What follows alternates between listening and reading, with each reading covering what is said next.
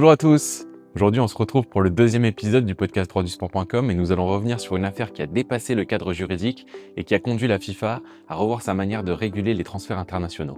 Le point de départ est un simple litige contractuel, mais qui pose rapidement des questions centrales sur l'équilibre même des réglementations du football.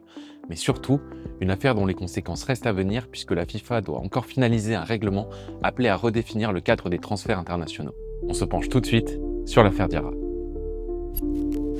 En août 2013, l'Astana Diarra s'engage pour 4 ans avec le Lokomotiv Moscou. À la suite de divers manquements contractuels, notamment des absences considérées comme injustifiées, le club russe décide de ne plus verser le salaire aux joueurs. Le 22 août 2014, le joueur décide de rompre de manière anticipée son contrat. Estimant que cette rupture est dépourvue de juste cause, le Lokomotiv Moscou saisit la FIFA afin d'obtenir la condamnation du sportif à lui verser 20 millions d'euros à titre d'indemnité de rupture. En février 2015, l'Astana Diarra reçoit une lettre d'engagement du Sporting Charleroi.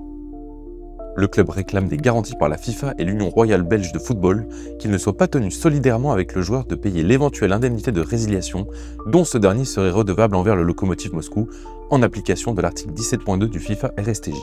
N'ayant obtenu aucune assurance sur ce point de la part de la FIFA et de la fédération belge, le club de Charleroi décide de ne pas recruter le joueur. Le 18 mai 2015, la Chambre de résolution des litiges de la FIFA condamne le joueur à verser 10,5 millions d'euros à son ancien club en application de l'article 17 du RSTJ. Cependant, compte tenu du temps écoulé entre la date de résiliation du contrat et le prononcé de sa décision, la FIFA estime que l'article 17.2 n'avait pas vocation à s'appliquer au cas où l'Astana Diarra retrouvera un club, décision ultérieurement confirmée par le TAS. En juillet 2015, Diarra s'engage avec l'Olympique de Marseille après 11 mois d'inactivité.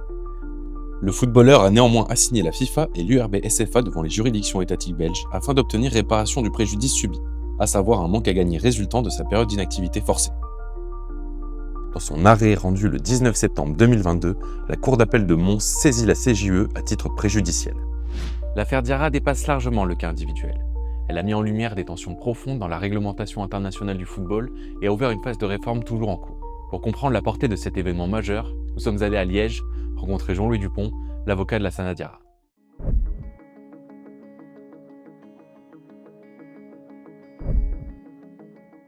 Bien, la Cour de justice, la CJUE, a consacré un droit à rupture unilatérale sans juste cause et sans nécessairement dans la foulée se faire massacrer par la FIFA ou par toute instance régulant ce marché dit des transferts. C'est-à-dire, avant, un joueur qui aurait rompu son contrat sans juste cause, il y avait donc un litige avec son ex-club, c'est le cas de l'Astana Diarra. Qu'est-ce qui se passe? Pas de délivrance du CIT, du fameux certificat international de transfert. Donc, du passeport administratif indispensable pour qu'un joueur puisse traverser une frontière, puisse passer d'un club A à un club B. Ensuite, énorme point d'interrogation, combien ce joueur va-t-il devoir payer à son ancien club? Combien et quand? Dans le cas de l'Astana, plus de 20 mois se sont écoulés entre le jour où le litige a commencé devant la FIFA, à l'initiative de Lokomotiv Moscou, et le jour où il y a eu une sentence du TAS en appel. Et durant tout ce temps, quasi impossible de se faire engager par un nouvel employeur, puisque le règlement FIFA prévoit la solidarité automatique, la coémission solidaire, dans le chef du nouvel employeur. Donc, ce gros point d'interrogation fait que aucun club ne va se risquer à engager un joueur à qui il serait passé par la tête de rompre son contrat unilatéralement sans juste cause. La meilleure preuve, c'est que personne ne le faisait. Donc, ces règles fonctionnaient magnifiquement pour empêcher toute rupture unilatérale sans juste cause par un joueur. Et donc, maintenant, ce que l'arrêt Diarra a amené, c'est que tout cela a changé. Un joueur peut rompre son contrat, il recevra sans aucune difficulté son certificat international de transfert. Ça a été le cas notamment pour Lucas Ribeiro, qui a quitté Mamelodi Sundowns FC et qui a signé dans un club de Ligue 2 en Espagne, et où malgré l'opposition du club sud-africain et de la fédération sud-africaine, le CIT a été délivré par la FIFA en moins de 24 heures.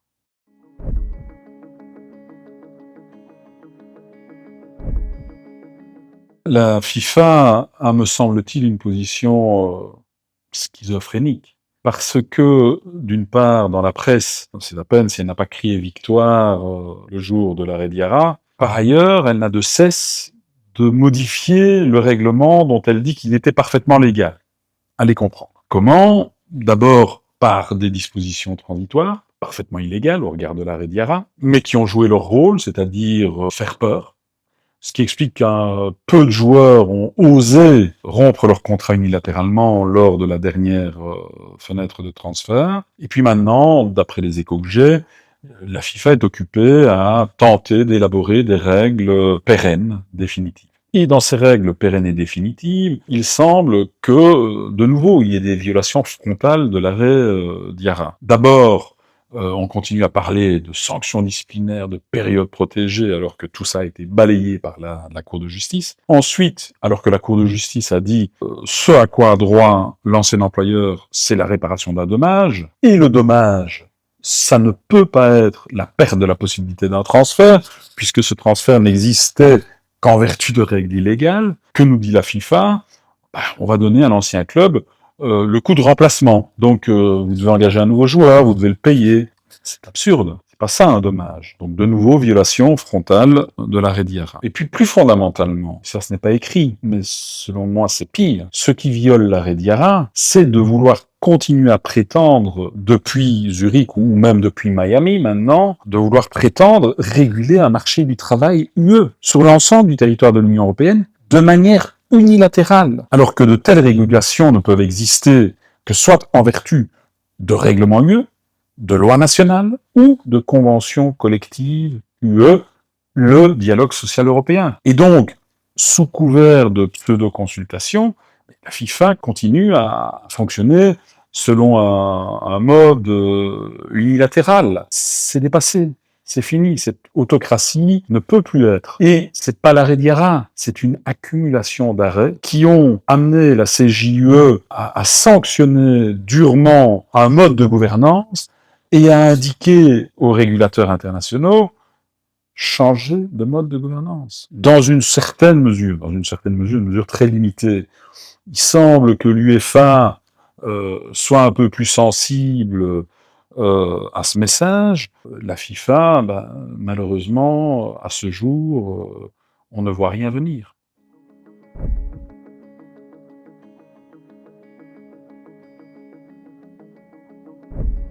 En fait, l'arrêt Diarra a des effets pour le passé, on y viendra dans un moment. C'est un droit à réparation pour tous les joueurs qui ont dû vivre leur carrière sous l'emprise des règles déclarées illégales. Pour le futur, c'est ce droit à rupture unilatérale sans juste cause, mais c'est aussi un droit à une gouvernance différente, à une gouvernance démocratique. Pourquoi? Eh bien parce que si le monde du football veut une harmonisation qui, précédemment, était imposée par la FIFA.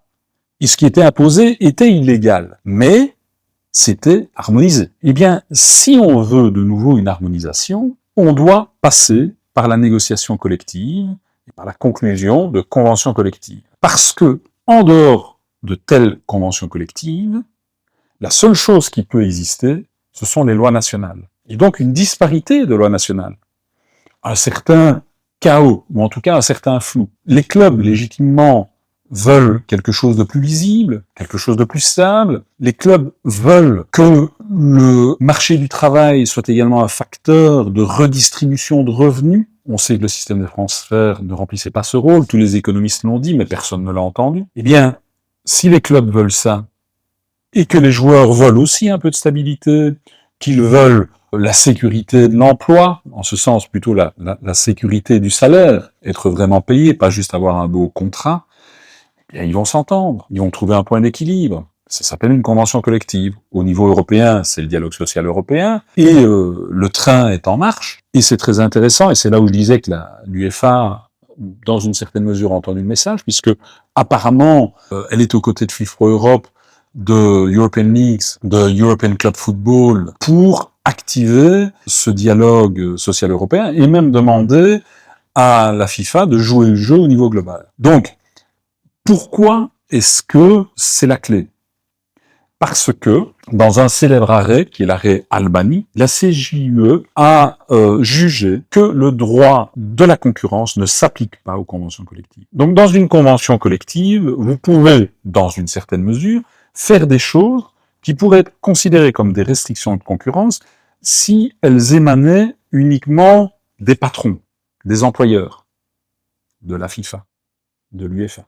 Et donc, la convention collective est la seule clé qui peut être activée pour permettre d'harmoniser certaines choses et donc d'aller au-delà des solutions diverses qui sont apportées par les droits nationaux. Alors, ça concerne, on appelle les transferts, les contrats de travail, la stabilité, mais selon moi, ça va là au-delà. L'arrêt Antwerp, selon nous, tranche la question de la légalité, ou plutôt de l'illégalité des règles UEFA et de 30 fédérations ou 35 fédérations nationales en Europe sur les joueurs formés localement. Et donc ces règles doivent disparaître et être revues. Si elles sont revues et incluses dans une convention collective, il y a là sans doute, malgré l'arrêt Antwerp, une véritable marge de manœuvre pour mettre en place des règles qui rencontrent l'objectif de formation, qui ne restreignent pas excessivement ni la concurrence, ni la libre circulation des travailleurs, mais qui, comme elles seront dans une convention collective, de toute façon ne seront pas soumises aux droits de la concurrence.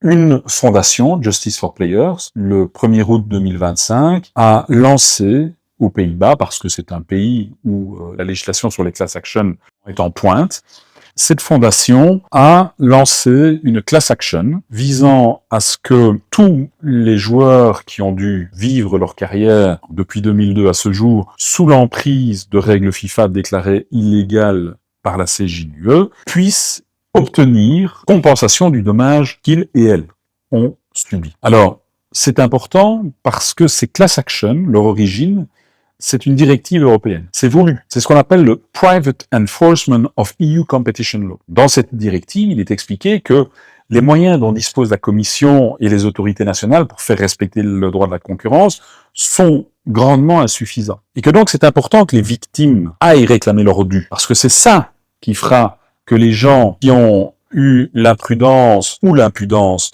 de violer le droit de la concurrence ne le fassent plus à l'avenir. La CJUE a volontairement, sciemment, cocher toutes les cases de ce qui entraîne une class action. Et nous avions d'ailleurs plaidé devant la CJUE en disant « Faites en sorte qu'il y ait une class action. » Parce que sinon, qu'est-ce qui se passe? Ça a pris 11 ans à M. Diarra pour avoir un arrêt de la CJUE. Et nous ne doutons pas que vous allez lui donner raison.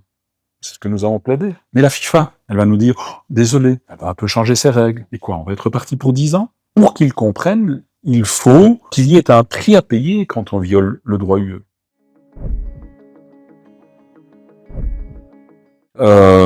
Cette class action contient une double demande. Une demande de juste indemnisation, mais une demande de négociation de réforme. Et une fois que le juge néerlandais aura acté la légitimité de la fondation et de l'UNFP, bon, comment ne serait-ce pas le cas, il y aura une phase de négociation imposée par le juge néerlandais. Bon, la FIFA aura une chance de modifier son comportement.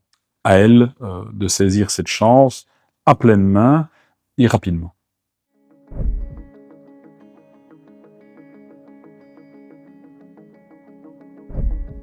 Je suis un praticien. J'ai commencé à pratiquer en décembre 89. Donc ça fait 36 ans. L'affaire Bosman a commencé le 2 août 90. Nous avons travaillé pour des clubs, pour des joueurs, pour des syndicats, mais aussi pour des ligues et des fédérations. J'ai toujours tenté d'avoir une approche, je vais dire, rigoureuse, scientifique.